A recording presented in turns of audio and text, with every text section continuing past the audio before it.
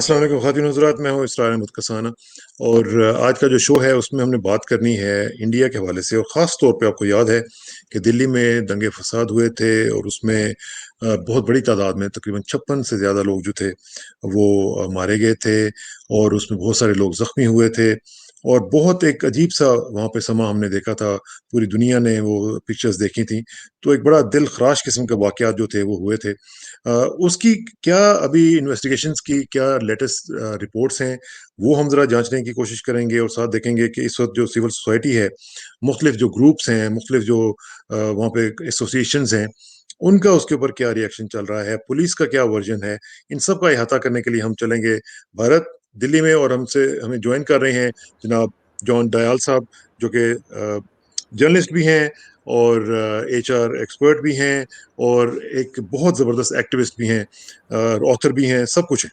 तो जॉन जी, बहुत-बहुत शुक्रिया। Good morning and how are you? Good morning, आदाब, नमस्कार। कैसे हैं दुआ जी है आप, ठीक-ठाक हैं? दुआ है ठीक ठाक है। हिंदुस्तान में कोविड हाँ, तो अब एक दुनिया भर का एक नंबर का हो गया। हिंदुस्तान और हाँ, ब्राज़ील के बीच में जैसे होड़ लगी हुई है कि कौन हाँ, ज़्यादा इसका मुस्तैदी से सामना नहीं करेगा। हाँ। बड़ा बड़ा अफ़सोस होता है जब मैं ये देखता हूँ, क्योंकि इतनी बड़ी आबादी है, मुझे डर लगता है कि कहीं वो ज़्यादा फैल ना जाए।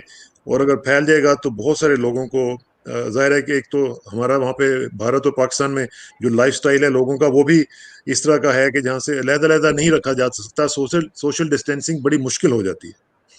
और हवा भी अगर पूरब से आती है तो पाकिस्तान जाती है और हाँ, पश्चिम से आती है तो पाकिस्तान से आती है। हाँ, नहीं, मगर दूसरी बात है इसमें भी, वैज्ञानिक जो कह रहे हैं, साइंटिस्ट जो कह रहे हैं, हुँ, दो बातें कह रहे हैं कि जितना ठीक ज़्यादा है। फैलेगा उतनी जल्दी कंट्रोल होगा। तो इसमें भी अच्छा, साइंस भी अभी एक तरीके से मुकर्रर नहीं कर चुका कि क्या जी, ठीक है, क्या गलत है। तो ठीक है। हर्ड इम्यूनिटी कब आएगी, कब नहीं आएगी, कौन हाँ, जाता है। हाँ।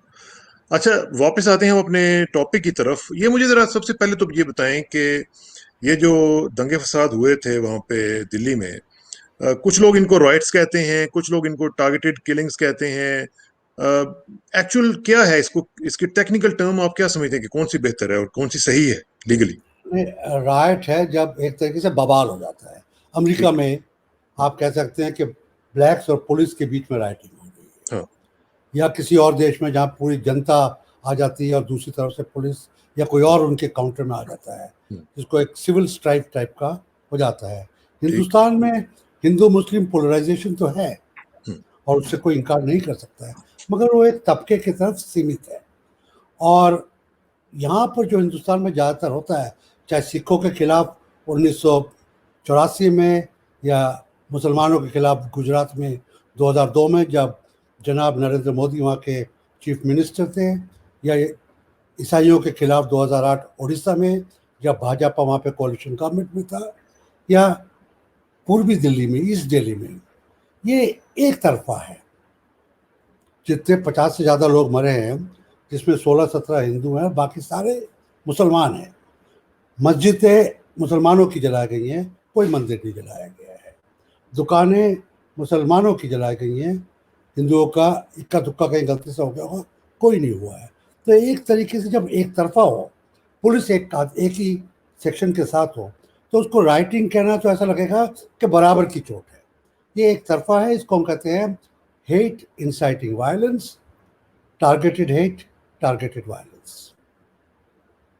अच्छा, इसके बाद जो ये हुआ और बहुत सारे लोग मारे गए, तो उसके बाद फिर ज़ाहिर है कि पुलिस के ऊपर प्रेशर आया कि इन्वेस्टिगेशन की जाए।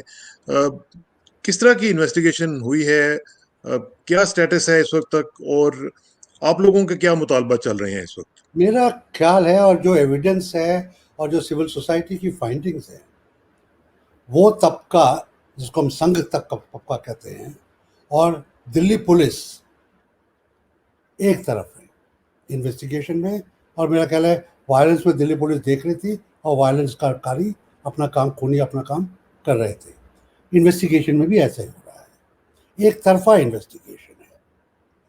पुलिस का मानना है कि ये जिन लोगों ने सीएए के खिलाफ सिटीजनशिप जो मुझे मुहिम सरकार की चल रही थी, उसके खिलाफ जो शाहीन बाग वगैरह में हुआ था, वहाँ पे कुछ लोगों ने बैठ के, जो ज़्यादातर तो मुसलमान थे या जेएनयू के स्टूडेंट्स थे या हमारे जैसे लेफ्ट लिबरल थे, हम लोगों ने सबों ने मिलकर साजिश की कि आओ चलो आग लगाते हैं। ऐसा तो नहीं था ना, ऐसा तो नहीं था। वहाँ पे शाहीन बाग खुलेआम हो रहा था, वहाँ पे हजूमों में पुलिस के मुखबिर भी थे, सब जानते हैं वहाँ पे क्या हुआ।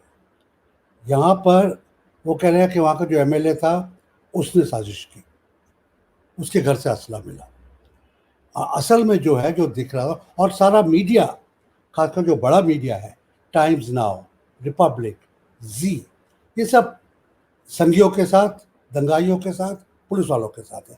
तो एक जो भी कुछ एक को बनाना मांगते हैं, फैलाना मांगते हैं, एक झूठ को सच बनाना मांगते हैं, उसमें तीनों चीज़ें इकट्ठी हो जाती हैं। और पुलिस इसी को अब एक कानूनी जामा पहना रही है। उनकी इन्वेस्टिगेशंस में और उनकी चार्जशीट में बहुत पुलिंदा है, उसमें ये दलील दी गई है। मगर जो दिल्ली माइनॉरिटीज़ कमीशन ने किया है, जो सिविल सोसाइटी ने किया है, जो हमारे साथी वहाँ पे थे, जो जेन्युइन पत्रकार वहाँ पे थे, जिसकी फोटोग्राफी आपने देखी, जो कि लोगों ने अपने मोबाइल से फ़ोन किया, वो सच्चाई और है। सच्चाई इससे बिल्कुल फ़र्क है। सच्चाई ये है कि लोगों ने मस्जिदों के ऊपर चढ़कर झंडे लगाए। सच्चाई ये है कि स्कूल को जलाया। सच्चाई ये है कि घर घर को ढूंढ के जलाया। सच्चाई ये है कि हर मुसलमान दुकान को जलाया। सच्चाई ये है कि लड़कों को, बुड्ढों को, महिलाओं को पकड़ के फूंक दिया गया, चक्कू मार दिए गए, गोली मार दी गई। सच्चाई ये भी है कि इस दौरान कुछ मुसलमान दंगाइयों ने 17 हिंदुओं का भी कत्ल कर दिया। मगर आप जान सकते हैं कि 3/4 जो हलाक हुए वो एक ही कौम के हैं। हाँ। तो इस वक्त जो सूरत हाल आप देख रहे हैं, उस वक्त जो हमने जब ये दंगे फसाद हुए थे, तो जो जाहिर है एक मीडिया की तरफ से भी बड़ी रिपोर्टिंग हुई थी और ये कहा गया था जी कि देखें ये मुसलमानों ने भी लोगों को मारा है और ये इन्होंने बेसिकली इंसाइट किया है वायलेंस को और उनकी वजह से ये सारा कुछ हुआ है। तो क्या आप समझते हैं कि ऐसी बात नहीं थी? Basically they were on the receiving end, Muslims जो थे। लाशें ज़्यादा उनकी गिरी, मस्जिदें उनकी शहीद हुई, स्कूल उनके जले, अस्पताल उनके जले, घर उनके जले, दुकानें उनकी जली, विधवाएं वो हुई। क्या सच है? फिर सच क्या है? यहाँ तो आप या तो फिर ये कहिए कि मुसलमानों का या ईसाइयों का या सिखों का जो रहना है, उनका जो प्रेजेंस है, वो ही इंसाइटमेंट है, तो फिर तो कुछ और बात हो जाती है। हाँ। मगर ऐसा तो नहीं है। हिंदुस्तान सेक्युलर देश है, हिंदुस्तान डेमोक्रेसी है। यहाँ पे मेरे को भी रहने का उतना हक है जितना आपको रहने का हक है, किसी को भी रहने का हक है। तो हमारा प्रेजेंस तो किसी को इंसाइट नहीं कर रहा है ना। तो इसमें जॉन साहब, मुझे सिर्फ जो जो कंफ्यूज कर रही है वो चीज ये है कि किताबी लेवल पे तो बिल्कुल ठीक है कि ये सेकुलर है, सब कुछ है, सबका बराबर का है और सब कुछ हो रहा है उसी तरह, लेकिन ऑन ग्राउंड हम देख रहे हैं कि ये चीजें बिल्कुल दूसरी तरफ जा रही हैं, डायमेट्रिकली अपोज्ड है। तो अब ये जो सिचुएशन है, ये तो जिस तरह वो हम लोग उर्दू में कहते हैं ना कि बोदुल मशरिकैन है, एक बहुत बड़ा फर्क है जो एक्चुअल रियलिटी है और जो एक आइडियल है। तो दोनों मगर में तो बड़ा फर्क नजर। हमको तो हिंदुस्तान में किताब से चलना है ना। हाँ। हाँ। हमको जैसे किसी मुसलमान को कुरान पाक, किसी ईसाई को बाइबल, किसी हिंदू को गीता, किसी सरदार को गुरु ग्रंथ साहिब पे चलना है। हमको कॉन्स्टिट्यूशन ऑफ इंडिया पे चलना है।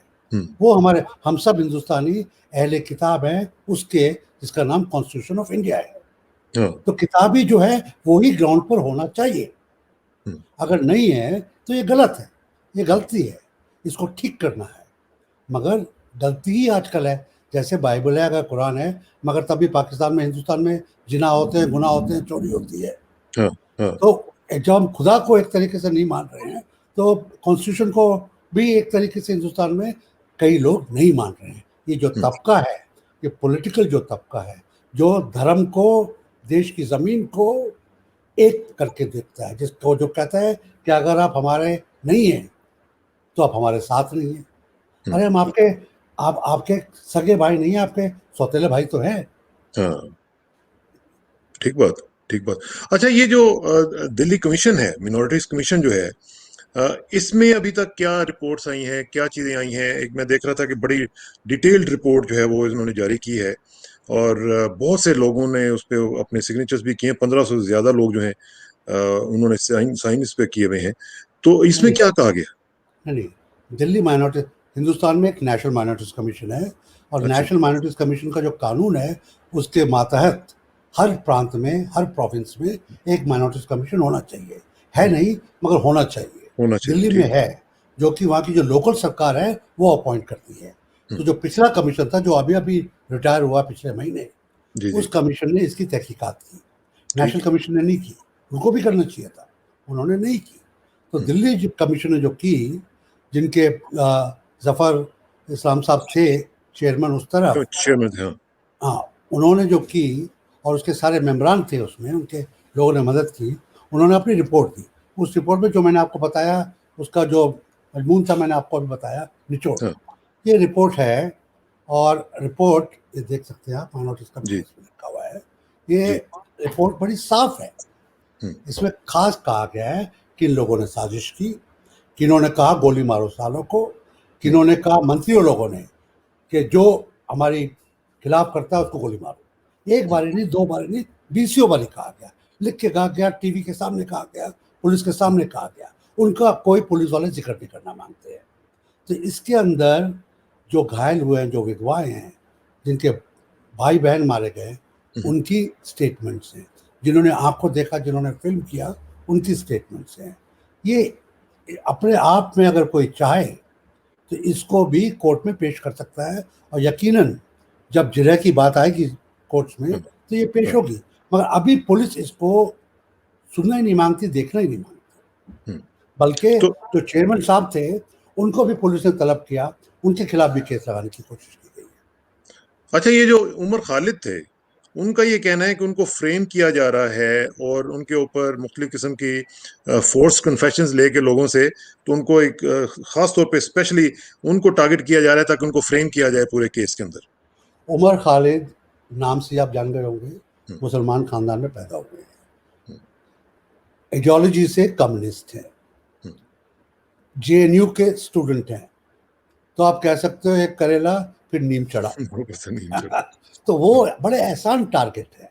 हम्म, वो और कन्हैया, हाँ, जब ये इन्होंने कहा था तो टुकड़ा टुकड़ा गैंग जब बनाया, हम्म, उसमें झूठ करके स्लोगन में पाकिस्तान जिंदाबाद इन्होंने, किसी ने नहीं कहा, उसको हाँ, इंसर्ट करके उसको वायरल किया गया। और तब से इनके खिलाफ, क्योंकि जो अगर इनके खिलाफ चार्ज लगाते हैं तो एक ही चोट में जेएनयू भी उसमें आ जाता है, हम्म, मुसलमान भी आ जाते हैं, हमारे जैसे लेफ्ट लिबरल भी आ जाते हैं, सबों के ऊपर एक आदमी रिप्रेजेंट कर जा रहा है आज के दल। हम्म, और उनको, उनके खिलाफ जो बना रहे हैं पुलिस वाले, वो साजिश के अंतर्गत किसी को कह रहे हैं कि आप ये हम्म, कहिए, एक से नहीं, दो से नहीं, कईयों से। तो जब खालिद कहते हैं कि हमारे खिलाफ आप लोगों को लिखी लिखाई कागज दे रहे हो कि दस्तखत कर दो इसके ऊपर, हम्म, अगर दस्तखत नहीं करोगे तो तुम्हारे भाई को उठा लेंगे, दस्तखत नहीं करोगे तो तुमको उठा लेंगे। तो इसको तो एक तरीके से जबरन है ना। हाँ। तो इसमें खालिद जो ये मैं ये सोच रहा हूँ कि ये जो खालिद साहब कह रहे हैं, ये तो बेसिकली तो विटनेस कोerशन हो रही है फिर, और विटनेस कोerशन जो है ये तो किसी भी कानून के खिलाफ है, किसी भी आइन के खिलाफ है। तो इसके ऊपर कोई रिड्रेसल नहीं हो सकता? नहीं, विटनेस कोerशन तो बहुत कम चीज है। ये हाँ। फैब्रिकेशन ऑफ एविडेंस हो रहा है, हम्म, जो कि बहुत बड़ा गुनाह है। हाँ, जितना बड़ा गुनाह गुनाह है, उतना ही गुनाह फैब्रिकेशन ऑफ एविडेंस है, उतना हाँ, ही बड़ा गुनाह वॉशिंग अवे ऑफ एविडेंस है।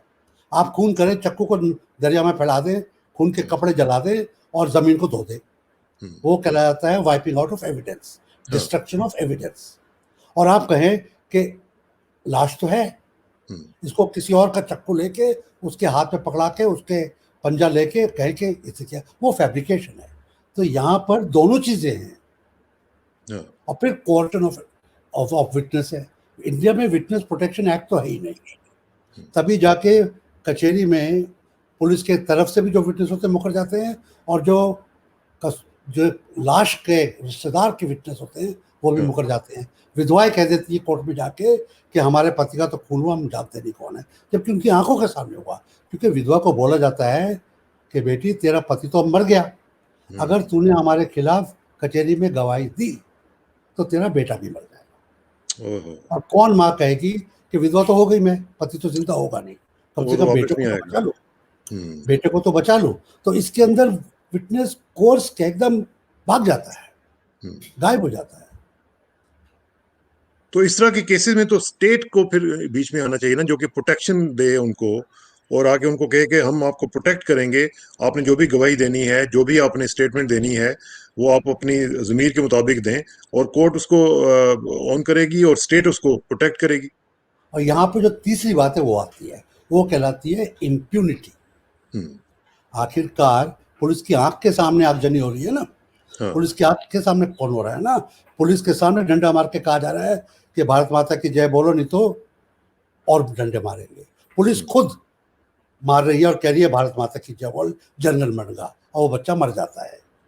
तो जब पुलिस खुद गुनहगार है, जब पुलिस खुद देख रही है, उसकी आंखों के सामने हो रहा है, तो स्टेट की कंप्लिसिटी, पुलिस की कंप्लिसिटी एक दूसरा दर्जा दे देती है इसको, और उसमें जो स्टेट का रोल है उसके ऊपर बहुत बड़ा चिल लग जाता है। और यहाँ पे सिर्फ भाजपा की सरकार की बात नहीं है, हिंदुस्तान की स्टेट के ऊपर, क्योंकि 1984 में भी यही हुआ था, हाँ।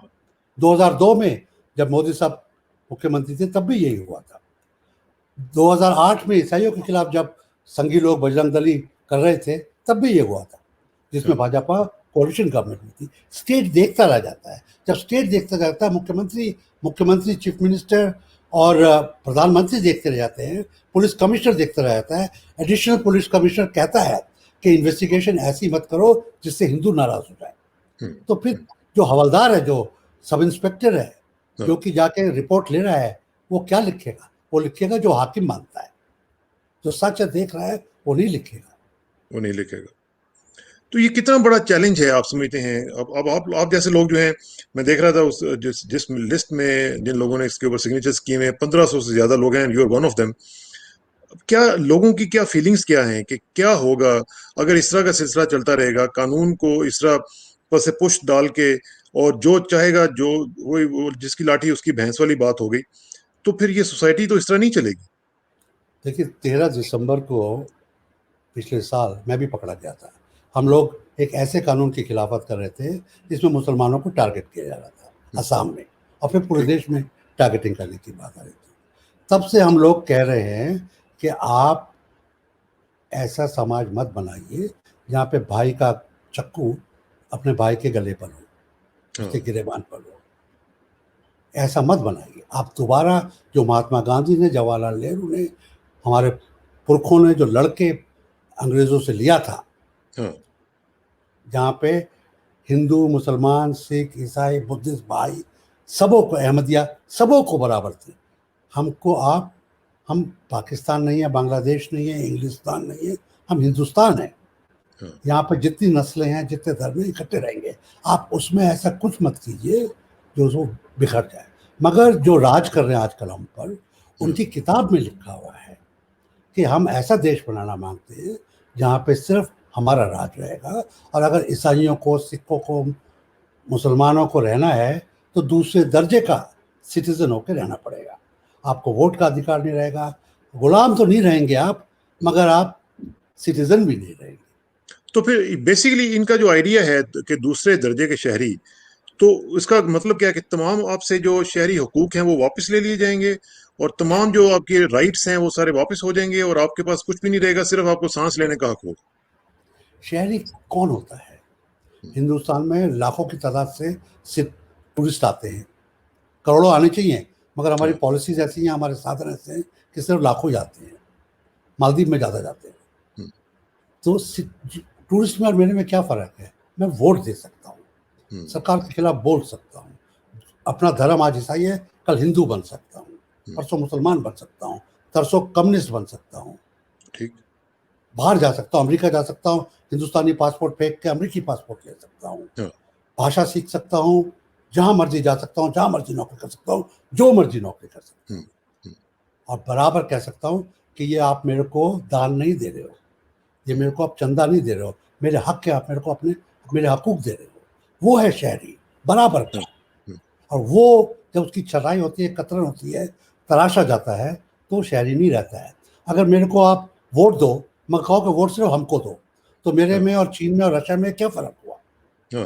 मेरे को तो सबों को पुतिन को ही वोट देना पड़ेगा। ऐसा नहीं है। यहाँ पर मैं मोदी के खिलाफ वोट दे सकता हूँ, मोदी के खिलाफ बात कर सकता हूँ।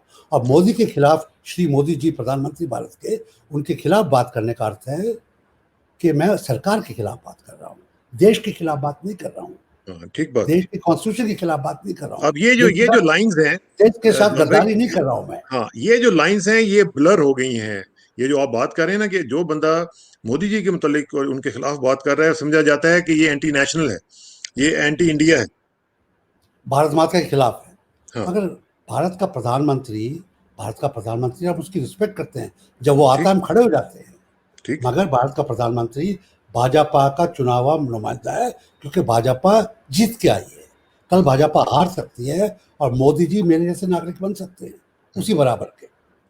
वो आदमी है, पॉलिटिकल पार्टी के रिप्रेजेंटेटिव है, राजा नहीं है, हाँ, महाराजा नहीं है, खुदा नहीं है। और सरकार के खिलाफ बोलने का मेरे को हक है। सरकार के खिलाफ, देश के खिलाफ गद्दारी करने का हक नहीं है मेरे को, वो तो गुनाह हो जाएगा। और मैं कोई हाँ, गद्दारी कर नहीं रहा हूँ। मैं चीन से मिलके, पाकिस्तान से मिलके, बांग्लादेश से मिलके कोई बम नहीं बना रहा हूँ, कोई हम्म, खून की साजिश नहीं कर रहा हूँ। मैं कह रहा हूँ कि सरकार भारत की इकोनॉमी को कंट्रोल नहीं कर पा रही है। मैं कह रहा हूँ सरकार कोविड को कंट्रोल नहीं कर पा रही है। मैं कह रहा हूँ करोड़ों की नौकरियां चली गई हैं, सरकार नहीं कर पा रही है। मैं कह रहा हूँ कि न्यू एजुकेशन पॉलिसी में आप सबों का दिमाग, बच्चों का जनसंघी बना देंगे। हाँ, मैं कह रहा हूँ कि आप पुलिस को, आप जुडिशरी को कम्युनलाइज कर रहे हो। मैं कह रहा हूँ कि आप दामों को, इंडस्ट्री को नहीं दे पा रहे हो, सिर्फ अंबानी को, अदानी को दे रहे हो। हम्म, मैं कह रहा हूँ कि आप ज़मीन सिर्फ लोगों के पास से हट छीन के कंपनीज को दे रहे हो। मैं हम्म, कह रहा हूँ कि आप स्लम्स को उखाड़ रहे हो। मैं कह रहा हूँ कि जो सारी चीज़ें थी जो जनता के हित में थी, वो नहीं कर रहे हो। मैं जनता की तरफ से बोल रहा हूँ, मैं अपने बच्चों की अपनी तरफ से बोल रहा हूँ। सरकार से इसमें कतई कोई गद्दारी की बुदबू दूर दूर तक नहीं आती है। हम्म। तो इस तरह की जब सिचुएशन होती है तो फिर तो सबसे बड़ा जो रोल है जॉन साहब, वो आता है आपकी अदालतों के ऊपर, आपके कोर्ट्स के ऊपर। कोर्ट्स वो जो कॉन्स्टिट्यूशनल राइट्स हैं उनकी गारंटी देते हैं, उनकी प्रोटेक्शन में अपना रोल प्ले करते हैं, एंड दे मेक श्योर के people get the rights of their own. तो अब उसमें अगर हम देखते हैं तो उसमें भी हमें बड़ा प्रॉब्लम नजर आ रहा है। हालांकि कोर्ट्स को चलना है कॉन्स्टिट्यूशन ऑफ इंडिया पर, और एब्सोल्युटली। कोर्ट्स भी इंसान हैं। हम्म, उनको भी कहा जा सकता है, जैसे इलेक्शन कमीशन को कहा जाता है हम्म, कि तुम्हारे बेटे को हम पकड़ लेंगे क्योंकि उसने मक्कारी की है, उसने चोरी की है। हम्म, कोर्ट को भी कहा जा सकता है कि आपके रिटायरमेंट में 25 दिन रह गए हैं, अगर आपने हमारे हक में फैसला नहीं दिया तो कुछ नहीं होगा। आपने फैसला दिया तो आपको चेयरमैन बना देंगे, 5 साल तक और आपको फुल तनख्वाह मिलेगी। कोर्ट से कहा गया, यार तुम फला फला धर्म के हो, क्यों इन लोगों की तारीफ कर रहे हो। कोर्ट के ऊपर, सुप्रीम कोर्ट की जो बेंच है, जो उस वक्त डिसीजन पे बैठी है, हम्म, वही सुप्रीम कोर्ट है। उसके बाकी जजेस का उसमें कुछ लेना देना नहीं है। इसी वजह से जो सुप्रीम कोर्ट का भी जब सिंगल जज होता है तो उसकी बात को डबल जज नकार सकते हैं। हाँ, 3 जजेस की बेंच उसको उलट सकती है, 5 जज की बेंच, 7 जज की बेंच, 9, 13, 19 ठीक। कॉन्स्टिट्यूशन में बैठ सकती है। तो जो अब मिश्रा जी थे, मिश्रा जी ने जब कोर्ट की बेइज्जती की, हम क्या कर पाएंगे। हम्म, ठीक बात। और ये बड़ी मायूस कुन सूरत हाल है जब जब अगर हाईएस्ट लेवल पे जो कोर्ट है वहां पे अगर इस तरह के मामला हो जाएं तो फिर आम आदमी जो है, आम शहरी जो है, उसके पास क्या ऑप्शंस रह जाती हैं? वो क्या रिड्रेसल के लिए किसके पास जाएगा?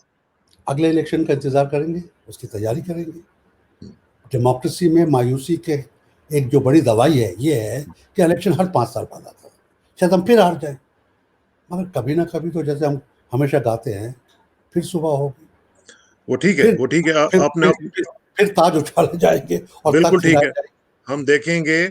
लेकिन मसला है कि ये यही तो हम कह रहे हैं कि हम यही देख रहे हैं कि जो इलेक्शन कमीशन अगर इस तरह कंप्रोमाइज्ड है, अगर जजेस इस तरह कंप्रोमाइज्ड हैं, तो जो नेक्स्ट इलेक्शन होगा उसमें आपको क्या उम्मीद हो सकती है? वो भी तो इसी तरह फिर रिग हो सकता है। देखिए, हिंदुस्तान बहुत लंबा और बहुत चौड़ा है। उत्तर भारत में क्या होता है, दक्षिण भारत में ऐसा नहीं होता है, हम्म, ईस्ट में नहीं होता है। हर प्रांत की सिचुएशन अलग है, और हम्म, भाजपा इसी को बर्खास्त करने में लगा हुआ था।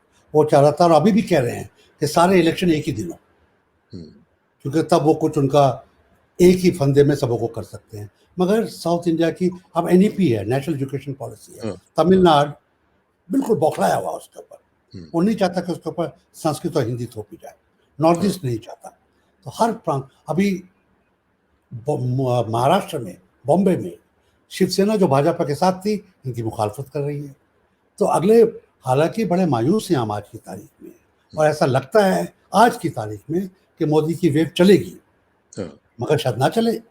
यही तो डेमोक्रेसी का एक खूबसूरती है, आखिर मोदी भी तो जीत के आए, जहर उगलते हुए आए मगर जीत के आए। और अगली बार ही जहर उगले और शायद जनता ना माने, और अगर जनता मान रही है तो फिर हमको ढूंढना पड़ेगा वो तरीका कि जनता के मन में जो पॉइजनिंग आ गई है उसको कैसे हटाया जाए, उसको री एजुकेट कैसे किया जाए। वो फिर सिविल सोसाइटी के ऊपर आ जाता है, हाँ, धर्मगुरुओं के ऊपर आ जाता है, जुडिशरी क्योंकि कभी कभी तो जज भी बौखला जाता है कि क्या हो रहा है हाँ, ये। हाँ, हाँ, ठीक बात। और इसमें इसमें जो खास तौर पे जो यूथ है, आप समझते हैं कि जब एक तरफ तो कोविड-19 है, दूसरी तरफ इस तरह के मामला चल रहे हैं, को जो जो यूथ है उसको आप देखते हैं कि क्या वो डिसग्रंटल्ड फील कर रही है, वो डिजेक्टेड फील कर रही है, डिसअपॉइंटेड फील कर रही है? आपने यूथ और कोविड एक ही सांस पे लेके बहुत एक उनको जो है रियलिटी वो की है। हम्म, कोविड एक कर्फ्यू है, हाँ, कोविड एक जर्म के खिलाफ तो है ही, हम्म, जमहूरियत के खिलाफ एक कर्फ्यू बना देता है। हाँ, मास्क मुंह पे जो लगाते हैं सिर्फ जरासीम पेट में जाएं वो तो है ही हाँ, उसको रोकने के लिए, मगर दूसरी है आपकी आवाज बाहर ना आए। एक ही मास्क एक तरीके से कह सकते हैं दो बात कर रहा है। हम्म, हम लोग सड़क पे नहीं जा पा रहे हैं, हाँ, चक्का जाम नहीं कर पा रहे हैं, घर में बैठे हुए डर के मारे, मोदी जी के डर के मारे नहीं, उनके खिलाफ तो हम मुहिम कर ही रहे थे, हाँ, जरासीम के डर थे। तो उस जरासीम के खौफ को और ज्यादा करके, उस जरासीम के जो लॉकडाउन था उसको और सख्त करके, उसके अंदर जो पावर्स दिए गए थे उनको और करके जमहूरियत की आवाज को भी साइलेंस किया गया था। और उसके अंतर्गत जब पार्लियामेंट्री बैटरी थी,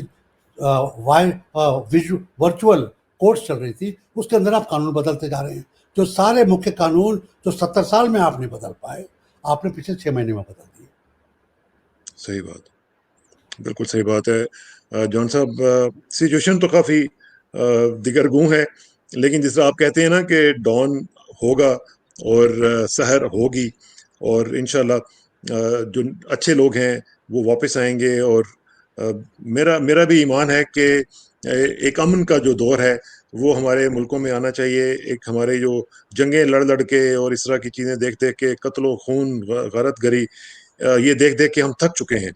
तो अल्लाह करे कि जो आपका ऑप्टिमिज्म है वो प्रैक्टिकल लेवल पे हम देख सकें, और हमारे दोनों मुल्कों में, पाकिस्तान और भारत दोनों में, हालात अच्छे हों, पीस हो, और एक और दूसरे दोनों के में साथ पीस मिलकर। बहुत जरूरी है, बहुत हालात जरूरी। ठीक करने के लिए भी पीस हाँ, बहुत जरूरी है। अगर हिंदुस्तान और पाकिस्तान और चीन के बीच में पीस हो तो यहाँ पे कम्युनलिज्म तो अपने आप अपनी मौत खुद मर जाएगा। Absolutely, absolutely. बहुत बहुत शुक्रिया। ऑन दिस पॉजिटिव नोट आपसे इजाज़त चाहते हैं, और एज़ यूजुअल आपका बहुत बहुत शुक्रिया। मैं, मेरे लिए हमेशा से ये एजाज़ की बात है आपका हमारे शो में आना और अपने दिल की बातें करना। हम भी आपके साथ अपने दिल की बातें करते हैं, और हम चाहते हैं कि हम दोनों मिल के इस रीजन में एक पीसफुल एटमॉस्फेयर क्रिएट कर सकें। और इंशाल्लाह होगा, वो वक्त दूर नहीं है, क्योंकि हक जो है वो हक ने कायम होना होता है, बातिल जो है उसने ख़त्म होना होता है, और नेगेटिविटी इंशाल्लाह खत्म होगी, पॉजिटिविटी का दौर आएगा। बहुत बहुत शुक्रिया जॉन भाई। खुदा हाफिज। थैंक यू वेरी मच, बहुत शुक्रिया।